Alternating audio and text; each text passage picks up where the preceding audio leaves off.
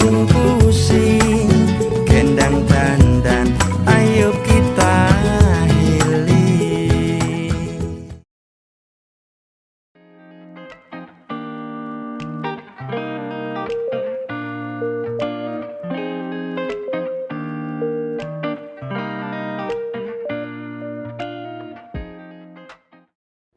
Bismillahirrahmanirrahim. Assalamualaikum warahmatullahi wabarakatuh. Waalaikumsalam warahmatullahi wabarakatuh.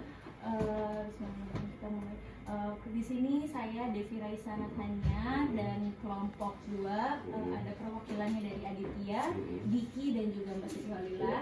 Kami dari Universitas Indraprasta PGRI, Pak, mau ada rencana mewawancarai Bapak terkait edukasi pasca menikah. Di sini apakah Bapak bersedia untuk meluangkan waktunya kita wawancarai? Oke. Baik, kita wawancarai, kita mulai dari Mas Diki ya Pak ya? Iya, silakan. Mas Diki. Saya perkenalkan, saya Pak Haji Sulaiman ya.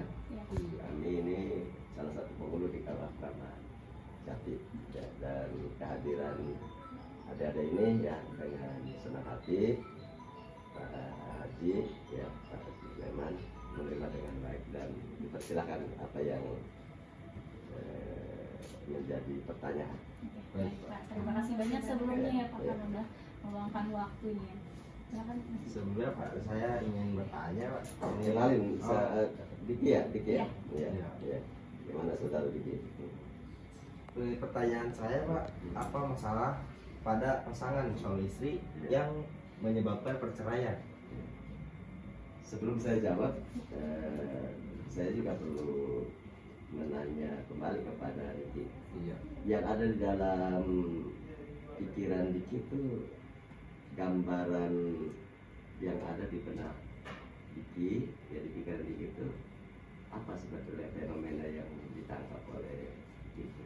Kalau dalam saya pribadi ya Pak, seperti pertengkaran, mungkin dari segi ekonomi atau yang lain-lain dah, seperti itu. Itu problem-problem dalam rumah Iya. tangga gitu ya.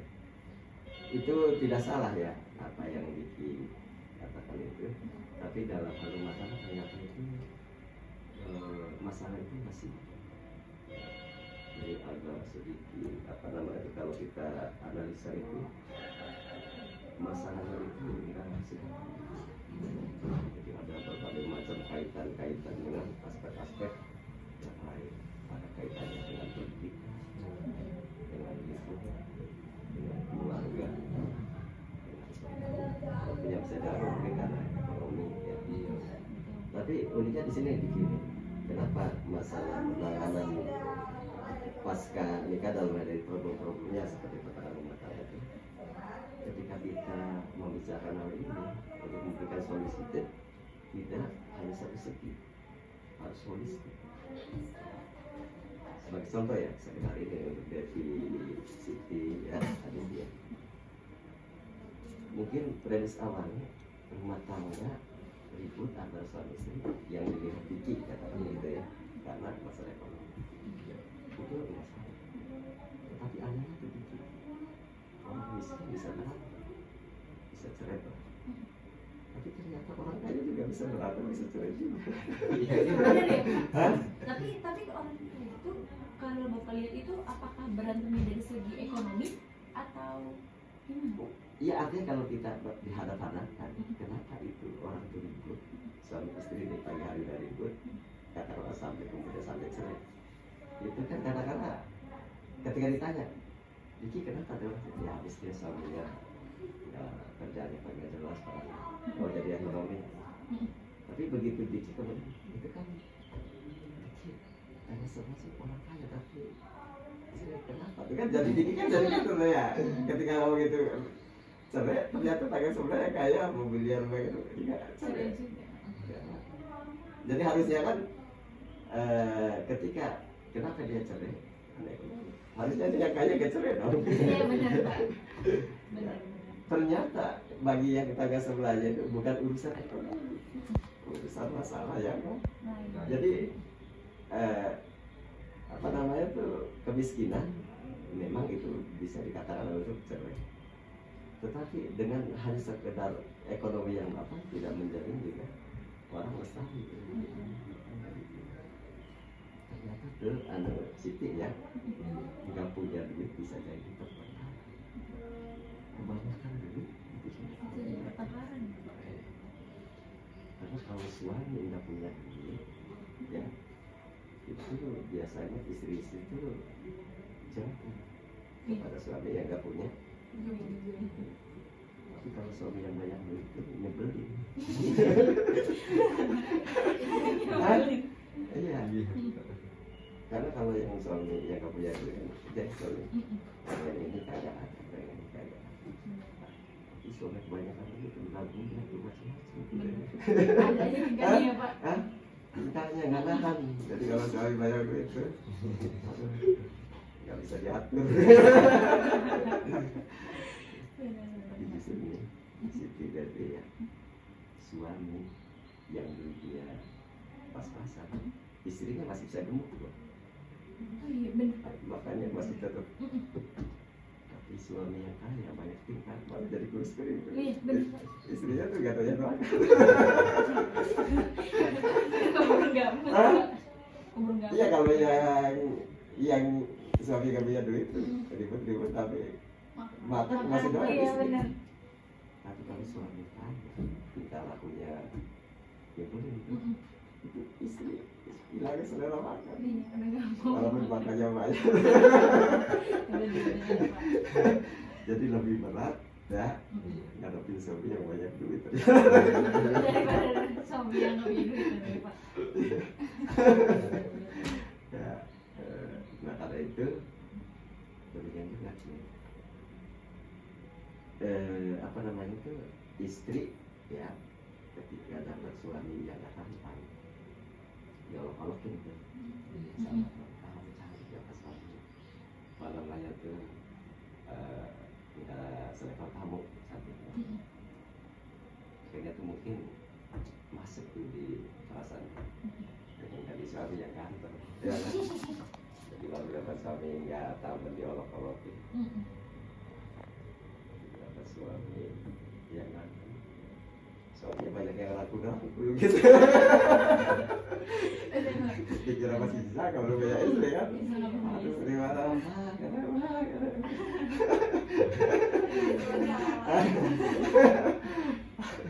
jadi itu suami ya merah semua tahu dicubit apa ya sebenarnya sih nggak gede-gede tahu tapi suaminya tuh ya. Jadi apa itu benar-benar banyak apalagi pejabat banyak foto mereka aku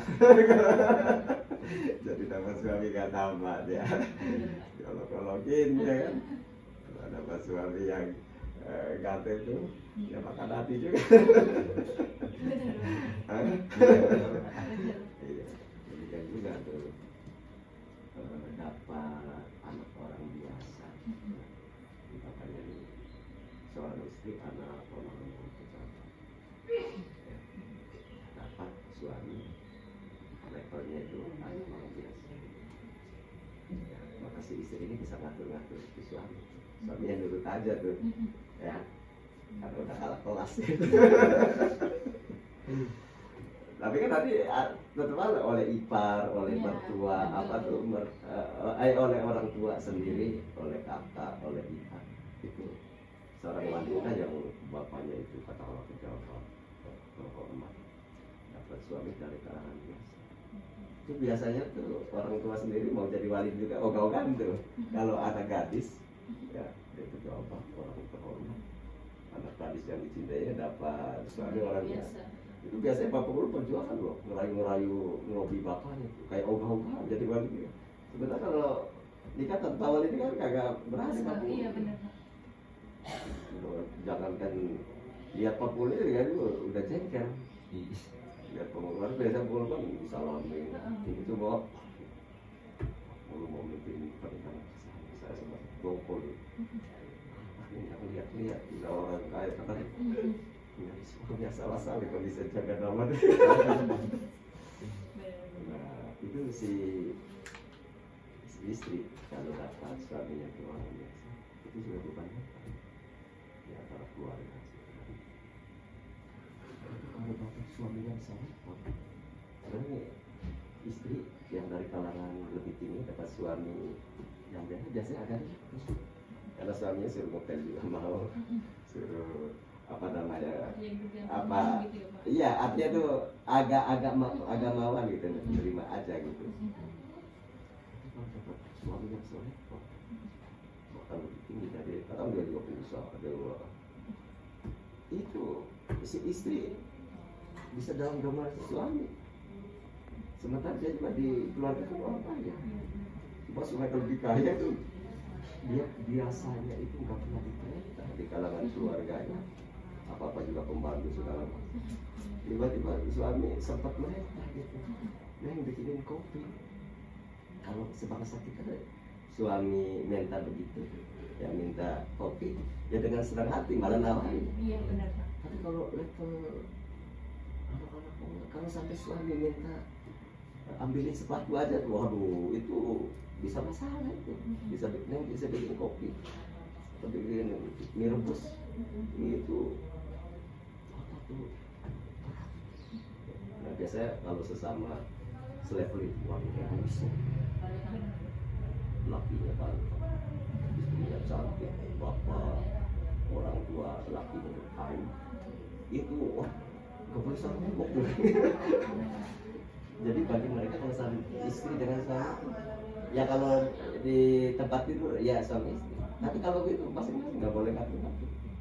Begitu suami sampai ambilin sepatu, itu udah jadi perkara.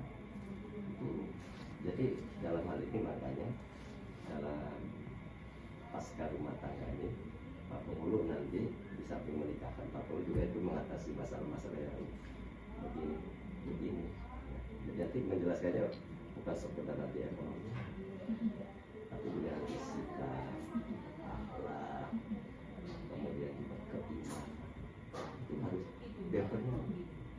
Karena kalau nanti suami yang kata istri, kenapa Mbak saya buat saya sama habis dia nggak punya, udah kalau cara tunangannya kamu harus pilih itu biasanya nanti balas dendam bener.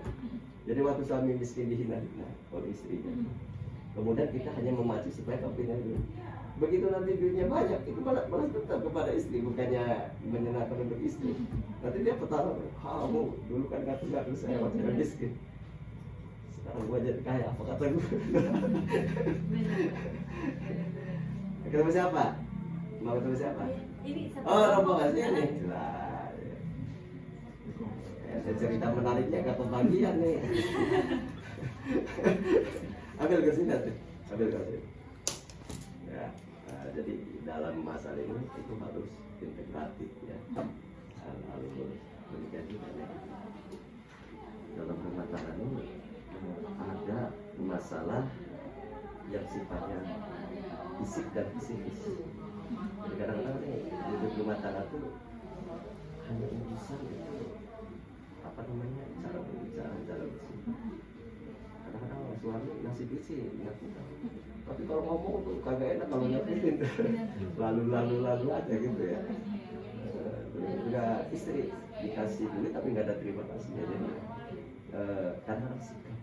Jadi istri kurang bisa menghargai dan suami. Demikian juga suami bisa ngomong yang duit mah gak kurang, tapi ini mengenai sisi. Nah untuk diketahui nih Aditya Diki dari Visiti ya, suami yang melotot-melototin istri itu termasuk kekerasan.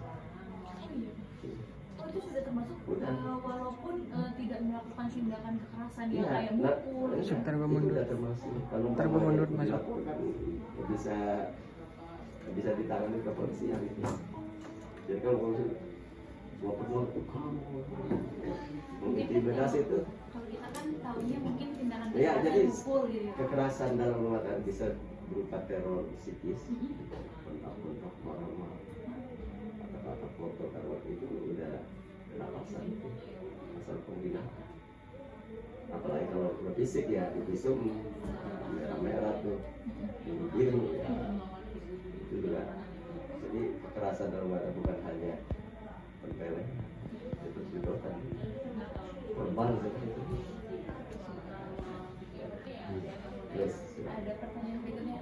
Tanya Pak, rata-rata pasangan yang bercerai itu bisa berapa? Gimana ya? Rata-rata berapa usia pasangan yang bercerai? Nah ente sendiri mendapatkan kata rata-rata itu dari mana tuh? Maksudnya kan banyak yang menikah muda gitu Pak ya. Lalu usia pernikahannya itu rata-rata sampai berapa lama? Iya, ente sendiri itu mendapatkan kata rata-rata itu dapat dari mana? Kadang-kadang rata-ratanya orang cerai itu apa nih kan begitu. Ente sendiri itu yang memahami kata rata-rata dalam hal ini tuh. Apa tuh perspektif ente-nya tuh? Mungkin Lihat dari media sosial Iya. kali ya Pak. Iya masa ente jelasin supaya nyambung gitu pengulunya. Gak apa-apa ini emang caranya nggak harus ente nanya apa perlu tutup poin aja enggak. Ini kita mendiskusikan aja. Jadi yang pemahaman ente nih ya dalam hal rata-rata yang menyebabkan perceraian dalam rumah tangga tuh perspektifnya siapa namanya? Rizal. Iya Rizal. Rizal sendiri pemahamannya gimana tuh mengenai kasus-kasus yang perceraian? Mungkin saya masih belum Ya nggak apa-apa yang bisa ketangkep aja. Ya sebenarnya tadi itu ada kaitannya dengan pertanyaan. Ya, jadi masalah perceraian itu bukan hanya sifatnya itu katakanlah ya usia dini, masalah ekonomi, tapi ini sebetulnya sumber masalahnya ini masalah pendidikan dari keluarga, ya, pendidikan di sekolah, pergaulan, ya, kemudian juga masalah ekonomi, masalah perilaku. Jadi tadi sebenarnya begitu.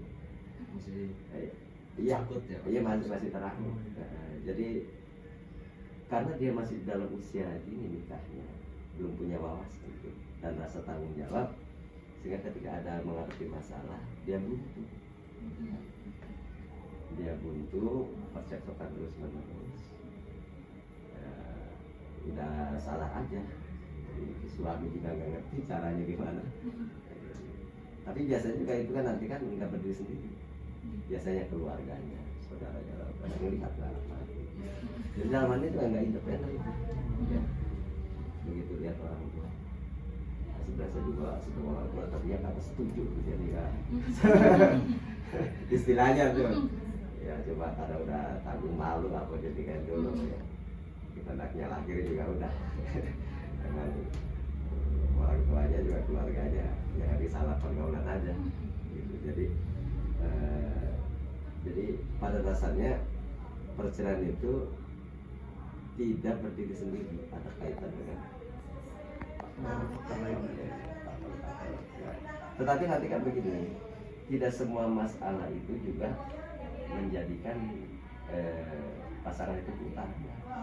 Jadi nanti ada yang ketanganan, ya, kemudian masalah yang bisa diatasi, kemudian dengan berjalannya waktu yang bersangkutan juga mengubah sikapnya, ya, nanti jadi kondisi ini nih, kondisi kurang dewasa, kondisi ekonomi, ya, kondisi apa namanya itu, sikap ini bukan situasi yang tetap ada, bisa berubah, bahkan dari yang negatif ke positif, bisa juga berubahnya dari positif Negatif.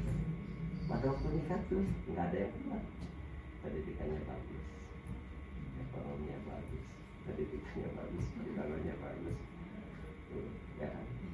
Begitu kerja jadi satu tempat kerja, baru dari situ tuh ada salah pergaulan, sehingga teman-teman gue kaget tuh, Lenceng dikit. oh, iya, sejak nikah ya semuanya ada tuh. Setelah punya anak ngaco. Jadi negatif tidak mesti negatif, bisa jadi positif. Kesono yang berbaik. Kalau sampai nggak baik biasa kata orang bisa juga yang tadi karena masalah, nyari masalah. Gitu. Kalau ditanya kenapa? Daripada saya tanya nganggur Pak, karena Jadi kerjaan di saya tadi kurang ajar. Iya, jadi begitu katanya setan juga suka dikerja. Tapi ya jangan kembangan begini nanti. Nah, ya Pak. Kita pengennya ya situasi yang apa namanya itu tidak bagus menuju yang bagus supaya dipertahankan bagusnya dan ditingkatkan bagusnya begitu. Tapi dalam hidup ini ada masalah. Memang benar. Terus, ini tidak harus jawaban saya sempurna ya. Iya. Terus mau ada ini Pak, apakah kondisi seperti apa bagi wanita maupun pria untuk mendapatkan hak asuh anak? Apakah apakah bisa seorang ayah itu mendapatkan hak asuh anak setelah bercerai? Karena kalau lihat dari kebanyakan ya Pak, itu kan hak asuh anak rata-rata jatuh ke tangan ibunya ya Pak. Iya. Kalau kita lihat, apakah ayah tuh bisa dapat nggak sih Pak hak asuh anak? jadi pada dasarnya hak asuh anak itu pada dasarnya pada ibunya. Bila anak ini masih dalam usia anak-anak, katakanlah sampai batas yaitu 18 tahun sekarang ya. Itu pada dasarnya itu hak asuh anak itu kalau orang tuanya bercerai itu ke ibunya, dengan catatan ibunya dari segi mental bukan orang gila, sehat, ngerti lah urusan. Yang kedua kesehatannya juga memungkinkan. Ya, kemudian juga ada kemampuan untuk mengasuh. Nah, kewajiban sang suami walaupun anak itu tidak dalam asuhannya tetap kasih uang nafkah untuk anaknya itu belajar dan pendidikan. Tetapi nanti kalau anak ini sudah usia dewasa lepas dari pasangan anak, itu terserah mau ikut ibunya mau ikut ayahnya. Kan udah apa jodohnya gitu. Ikut ibunya ya Pak. Tetapi biasanya dikembangkan ya. Ini kan ada istilah kalau suami bisa jadi mantan, istri bisa jadi anak mana. Iya betul Jadi Pak. sebetulnya gini, secara hukum formal ya memang ketika suami istri bisa dan punya anak masih bisa punya anak-anak, maka itu hak asli kepada. Tetapi sebetulnya tidak kemudian diprotek 100% ayahnya pada boleh ngomong, pada boleh bertemu. Jadi sebenarnya itu hanya formalitasnya berada dalam asuhan ibunya. Tapi adapun untuk pengembangan ya psikis anak, ya perkembangan jiwa anak dan fisik anak, secara rutin ya bapaknya harus sudah ya, dan di suatu waktu pengen juga ajak jalan-jalan ya itu juga dihindari, jangan sampai membuat anak itu kayak ketakutan.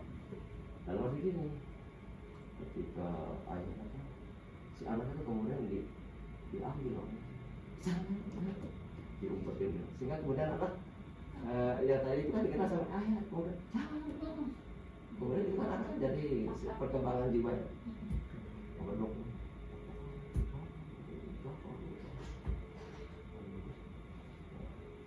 Suatu-suatu kemudian ketika ibunya lengah, bapaknya dia bisa setengah waktu mana Oh gitu.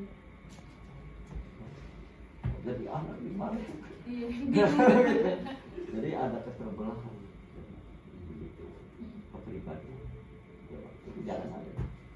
Jadi walaupun ayah ibu yang ngasih, ketika anak harus mengimani semua dan jangan meracuni. Oh, bapak kamu tidak ambil ini, suaminya ibu kamu. Nah, kepada justru ini kalau sampai orang tua juga begini, itu juga kekerasan terhadap anak. Iya betul Pak. Itu juga orang tuanya bisa melaporkan mantan suaminya bahwa membuat perkembangan jiwa anaknya itu ya tidak bagus.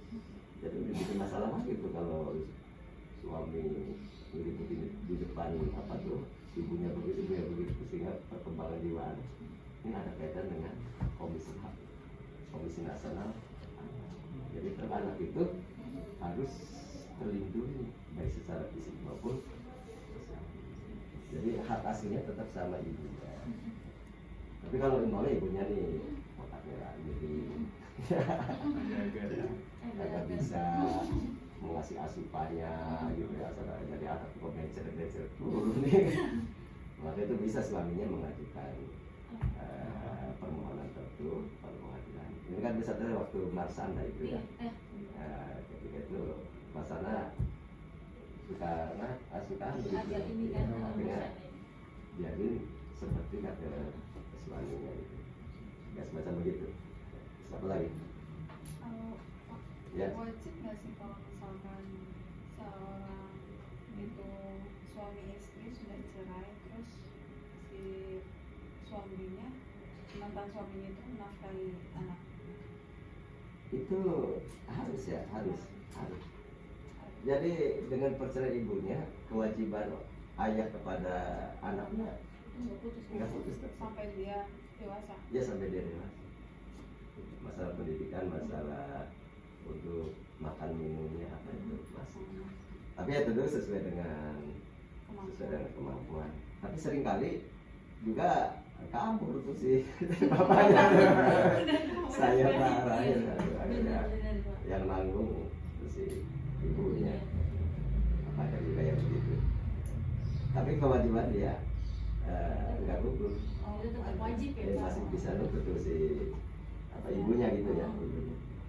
Ketika sedang sidang berlangsung, salah satu di antara suami atau istri tidak dapat hadir di dalam persidangan, apakah perceraian akan tetap sah dilakukan? Nanti itu ada yang namanya perceraian itu ada dihadiri oleh kedua-duanya.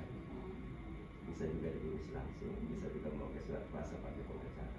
Ya, jadi bisa dua-duanya datang, bisa juga salah satunya diwakili oleh pengacara bisa. Bisa juga memang dengan keterangan tertentu, alasan tertentu, salah satu pihak nggak datang, tapi tetap pengadilan malah bisa diputuskan perceraian dengan cara berstep, dengan tidak ada kehadiran salah satu. Ya, tapi persyaratannya, alasannya bisa diterima. Ya, contoh umpamanya tuh kata Pak Hakim, ini suami di mana? Aku itu dia sejak kami nikah, ya, kemudian baru saya ajukannya sebenarnya saya sudah ditinggal oleh suami 3 tahun yang lalu.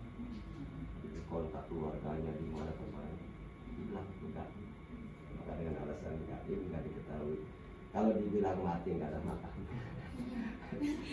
Kalau masih hidup di mana itu Wujudnya tempatnya. nggak ada ya, Pak? Mati ada keterangan tuh, namanya keterangan kalau tidak diketahui kebenaran. Dikasih waktu 4 bulan ya, sejak pengajuan di pengadilan. Kalau 4 bulan orang kagak nongol, nggak ngajuin keberatan atas kata istri, maka pengadilan amankan bahwa biasa dengan cara perspektif pada hadiran salah satu pihak, baik istri maupun suami, tergantung siapa yang mengajukan. Ya sah.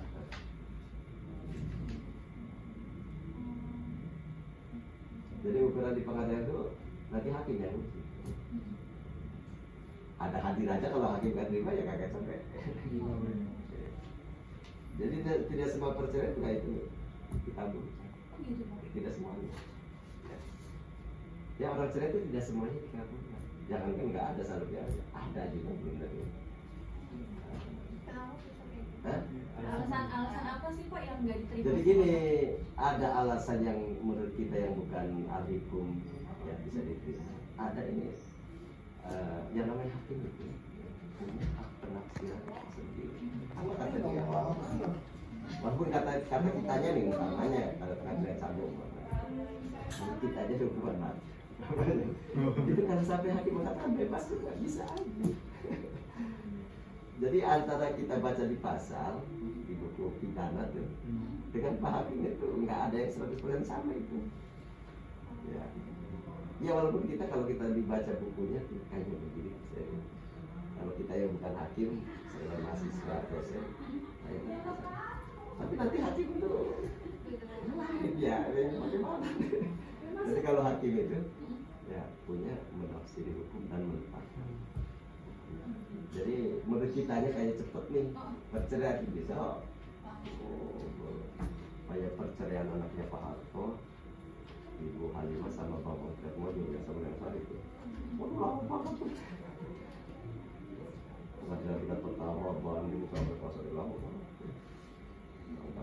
Jadi ada yang lapar, ada yang tapi itu terserah Pak Hakim lah, diterima enggaknya itu. Bukunya sih ada, kuliahnya sih ada. Tapi begitu hukuman 20 tahun, hukuman seumur hidup, hukuman mati umpamanya itu tapi kan hakim kan umpamanya orang dalam kasus ini dihukum umpamanya orang korupsi begini, ada yang dihukum korupsinya dihukum sekian kata 10 tahun. Itu orang korupsi udah ada. Jadi itu udah apa kata Pak. Jadi kan juga dipercaya ya, diterima nggak diterima itu tergantung. Ada yang menurut hakim diterima dikabulkan, yang walaupun menurut kitanya tuh ya dikabulkan tuh. Tapi kalau hakim dikabulkan, menurut kitanya apa namanya itu enggak dikabulkan, itu apa namanya terserah. Tapi kan ada hakim kan ada tingkatannya. Iya.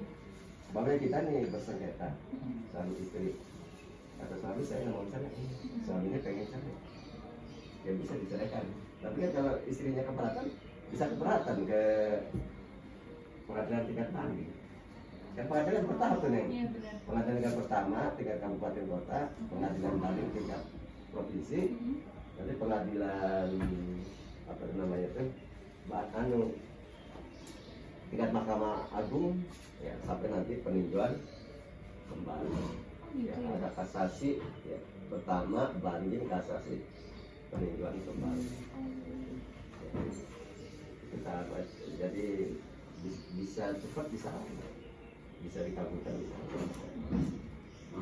Nah itu nanti terserah Pak Hakim. Kita hanya bisa memohon kepada Hakim. Nanti keputusannya yang menetapkan ya terserah berat ringannya, cepat lambatnya, diterima tidaknya itu tergantung. Selanjutnya saya Pak mau bertanya Pak. Misal nih ada seseorang ya Pak, pasangan lah, udah pacaran gitu ya. Katakanlah Ente kali ya ini. Ya, bukan Pak. Kadang-kadang mata sama kamu lagi. Ada mati sendiri ya benar. Terus katakanlah ya Pak ya, masalahnya itu orang tuanya nggak menyetujui gitu, orang tua si cewek ya. Terus kan kalau cewek kan perlu wali ya Pak. Iya, iya. Misalkan masih tetap kekeh ingin melanjutkan ke jenjang pernikahan, apakah bisa Pak, nggak harus ada wali gitu dari pihak si cewek? Ya, jadi itu salah satu mekanisme pernikahan ya, bahwa orang nikah itu harus ada unsur-unsur yang terpenuhi, yaitu rukun lah. Ada pengantin, calon pengantin putra, ada calon pengantin putri, ada wali nikah. Bagi calon pengantin perempuan deh, kalau ada lagi bawa badan seorang juga jadi nih. Asal punya istri. Itu syarat pertama ya Pak. Ya, ada wali dan ada perlu saksi dua orang, laki-laki yang laki-laki.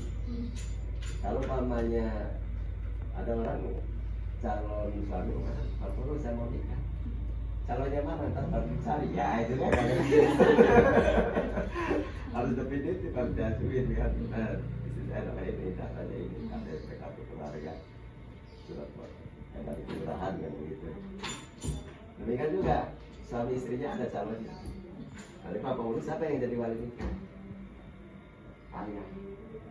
Terus tadi Pak Paulus nanya, ayah siap mau tidak untuk menjadi wali? Kalau dikatakan siap, ya nanti dibuktikan dengan tanda tangan tuh nanti apa namanya terus. Jadi ada kolomnya nih ya. Jadi orang nikah itu ya. Ini kolom setelah diperiksa kayak tadi keperangan itu. Siapa nama calon pengantin laki setelah diperiksa datanya, kesiapannya, persetujuannya. Si suami nggak ada lembar persetujuannya untuk nikah tuh. ya, ya tanda tangan bahwa saya siap untuk menikah gitu kan, tidak ada paksaan ya. Jadi nanti apa namanya tuh, suami istri itu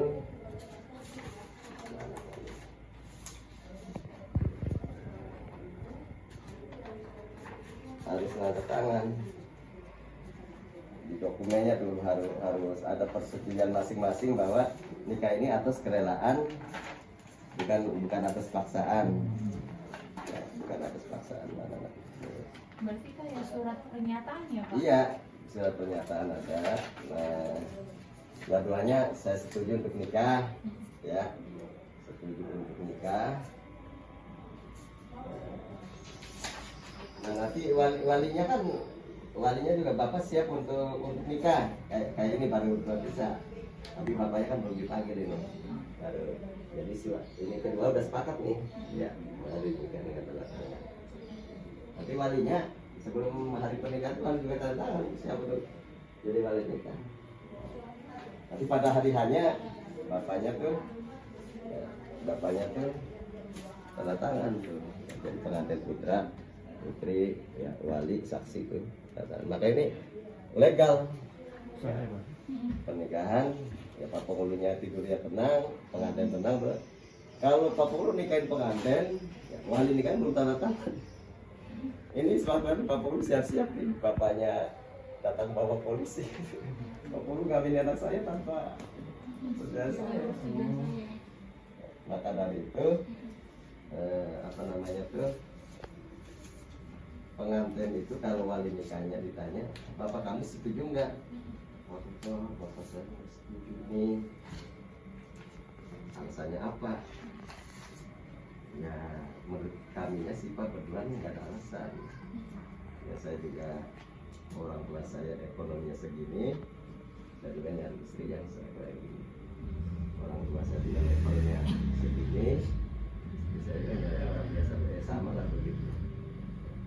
Ternyata ayah saya katanya udah punya janji sama temennya mau jodohin kita.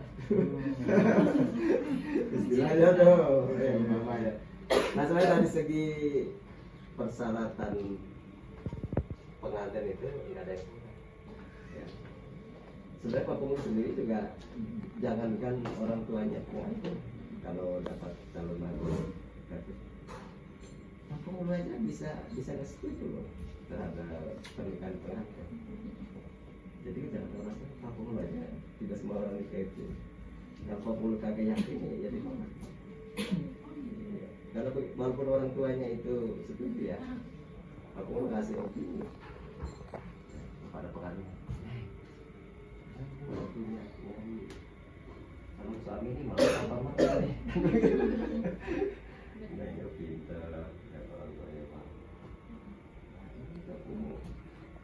Suami katanya orang matanya merah, suka bobok dulu gitu kan, matanya krempeng, ya kan, kerjanya ngamen, dan nggak dipanggil untuk ke taman gitu.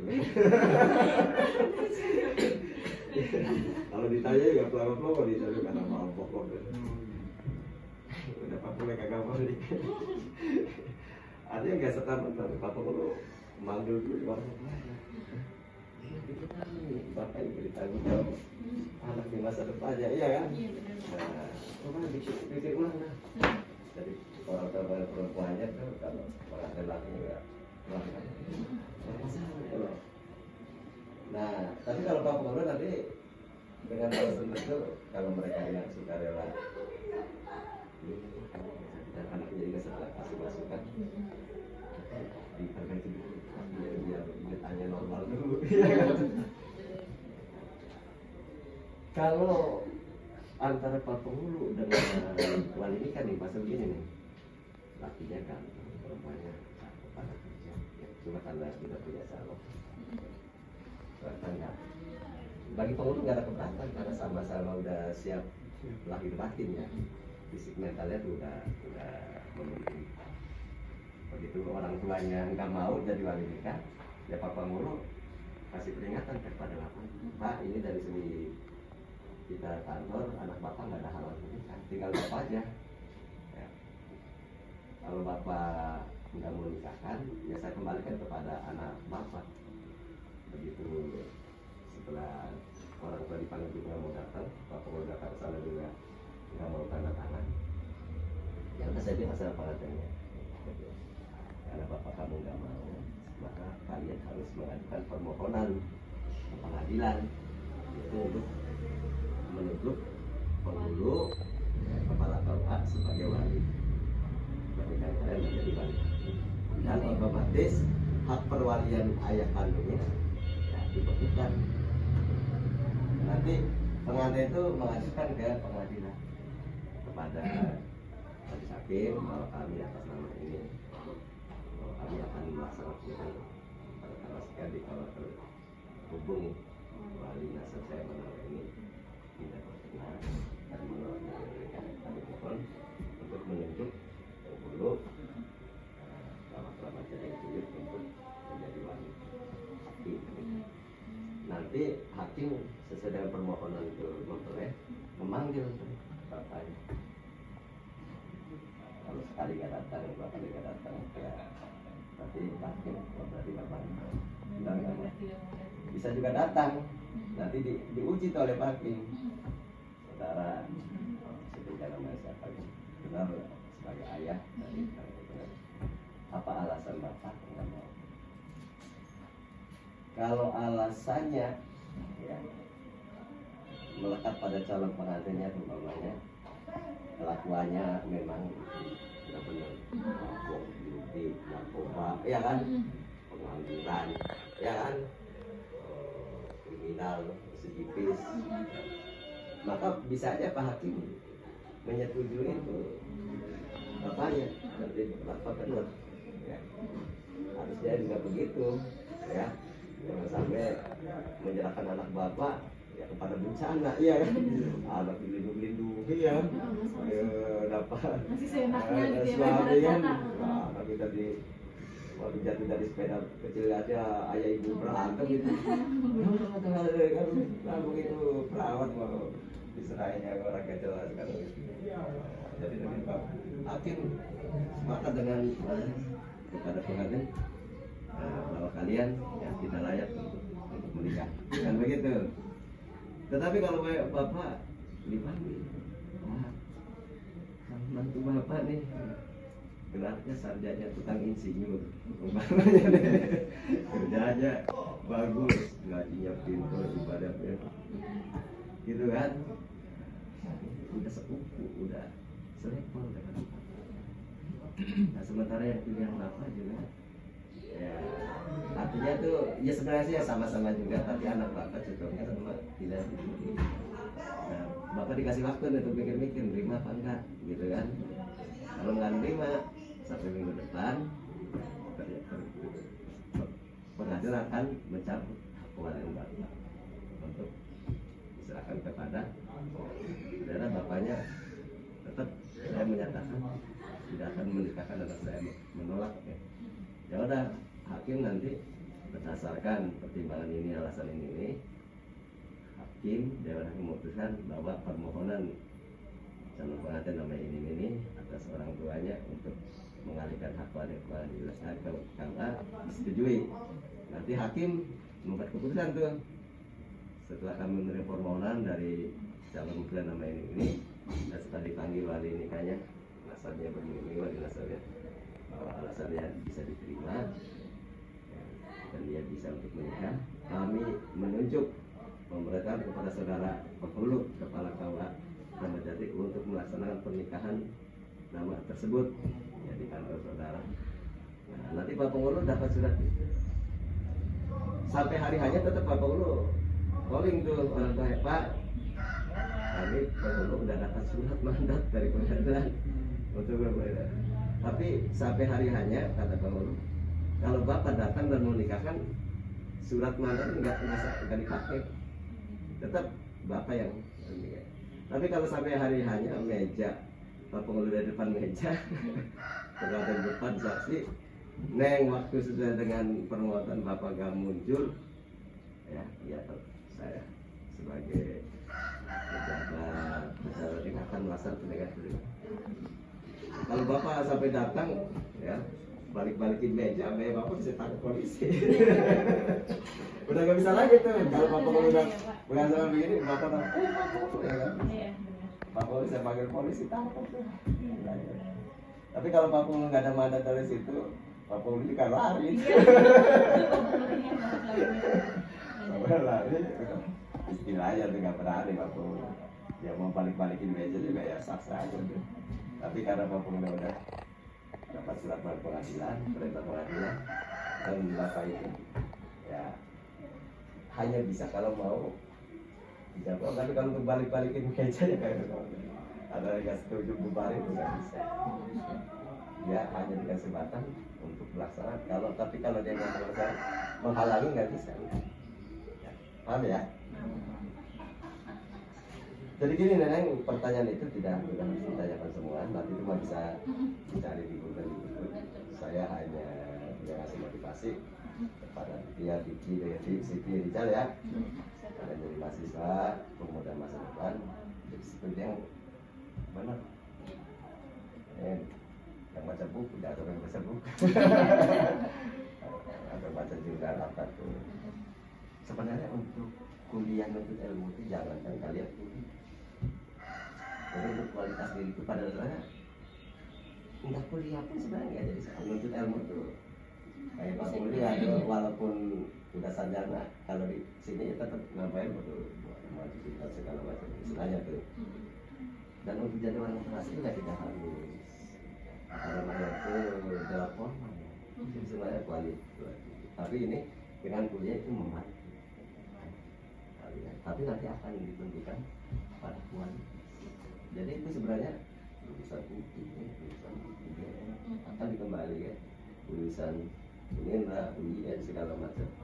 Pada dasarnya yang menentukan kualitas diri. Tapi Allah Subhanahu Wa Taala ya, jadi pada kalian yang bisa jadi presiden, bisa jadi menteri, bisa jadi minimal direktur, itu yang paling penting bisa jadi suami yang baik dari segala ayah ibu dari. Nah, sebenarnya generasi Rijal, Siti, Devi itu sebenarnya hidup itu tinggal nyari anaknya saja. Kalian itu hidup itu tinggal nyari anaknya saja. Karena basicnya itu anak tidak kecelakaan. Kalau generasi Pak Penghulu, walaupun Pak Penghulu anak orang kaya istilahnya, kalau pengen motor harus nangis dulu tuh guling-guling.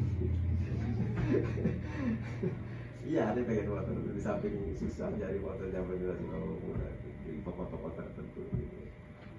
Kalau sekarang, kalau saya nih generasi saya pengen motor harus nangis dulu tuh seminggu guling-guling gitu. Kalau anak saya, ya, jangankan minta motor, ada tangan saking banyaknya motor udah bosan. Suruh masukin motor aja tuh udah sama aja tuh sama. Kalau mau ganti motor itu nggak usah motor lama yang ditabrak kita. Ada semua dari motor. Boleh. Padahal ditabrak gitu ya. Nah kalau dia servis ngapain ya? Udah beli lagi aja. Yang namanya HP, baju, tapi makan minum itu kenapa? Pak Penghulu itu dulu HP itu istilahnya dulu tuh yang punya begitu editor itu harus kolam gitu. Dulu tuh hanya pager apa tuh? Udah sih. Pesan aja tuh lama banget tapi sekarang itu HP baru saja begitu. HP nih anak-anak Pak Penghulu sekarang ya. Udah ada merek baru lagi tuh. Langsung pecah aja tuh. Ada kalian hidup itu tinggal tinggal berkuat.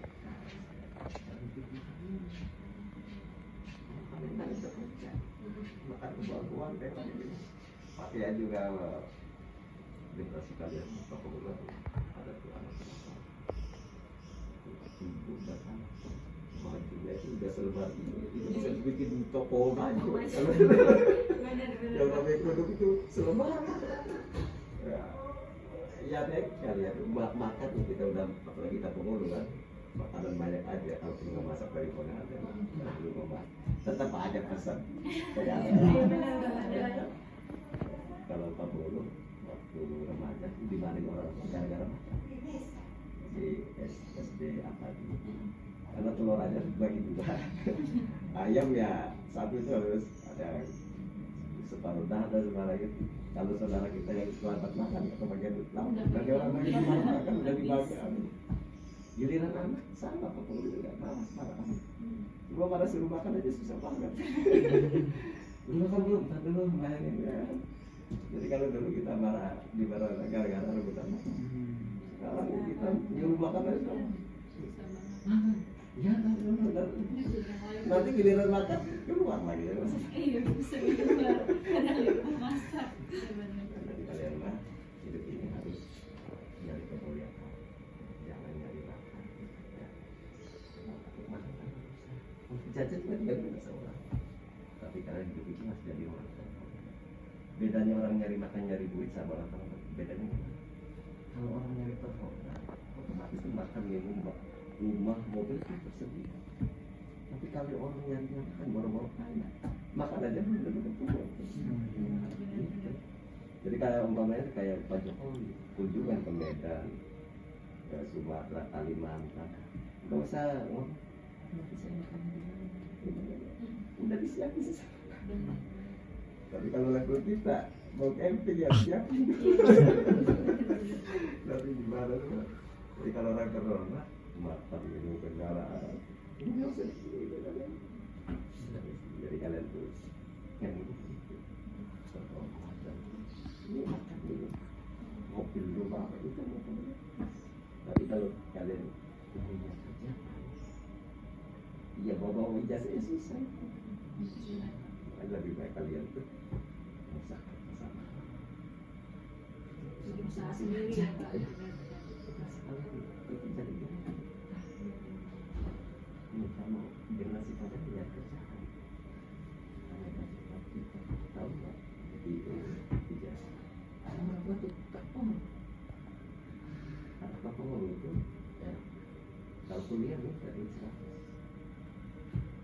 dan jangan 100 baik kalau mau pulang kuliah kita lagi 50 ya kan sampai menjelang natap sampai maghrib 50 pulang sebulan 1 juta ya kalau mau makan digaji 3 juta ya tak pulang kali makanya 1 juta begitu kerja ya bila saya pun mau kerja mau nganggur kalau kerja jangan minta sama orang nah, ambil dari ambil tapi kalau kagak kerja masih lancar dari orang tua tapi kata anak ya udah malu kita harusnya ya udah tapi bapak nggak mau kalau kamu kerja sama orang tapi dia tiga sedang ya udah beli di toko aja udah ya 500 kan itu kan jualan obat apa toko obat apa itu untungnya